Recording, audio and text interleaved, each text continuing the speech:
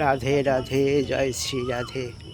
আমরা এসেছি কের কদম। এই কের কদমে কৃষ্ণ বাঁশি বাজাতো। সেই বাঁশির সুরে সমস্ত বৃক্ষলতা, পশু পাখি সবাই নৃত্য গীত করতে আসতো এই কের কদমে। নৃত্য গীত করার পরে সবাইকে জল পিয়াসা পেয়েছিল। কৃষ্ণ তখন এই কুণ্ডলটা করেছে বাঁশি দিয়ে, সবাইকে জল প্রাণ করেছে এই কুণ্ডল থেকে। রাধে রাধে, জয় শ্রী রাধে। আমরা এসেছি কের কদম। ময়ূর দেখো গাছে বসে আছে, ময়ূর দেখো। রাধে রাধে,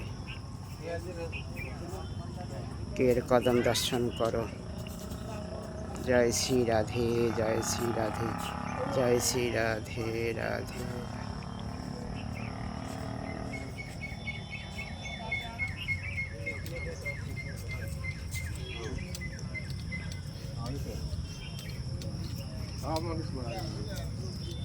ওই যে একটা ময়ূর দেখো, সই যাক সই, ময়ূর এখানে ভর্তি। এইখানে কৃষ্ণ নৃত্য গীত করতো, সেইখানে নিয়ে যাচ্ছি আপনাদের। ভগবান কৃষ্ণ এসে এই জায়গায় নৃত্য গীত করত, এই জায়গায় রাস করেছিল। আর সমস্ত বৃক্ষলতা, পশু পাখি সবাই এখানে এসে কৃষ্ণের বাঁশির সুরে সবাই নৃত্য গীত করছিল। এই সেই জায়গা। ভক্তরা দেখো, ময়ূর দেখো, ময়ূর।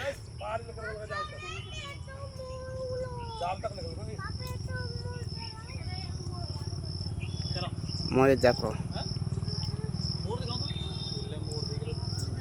ময়ূর দেখো, ময়ূর।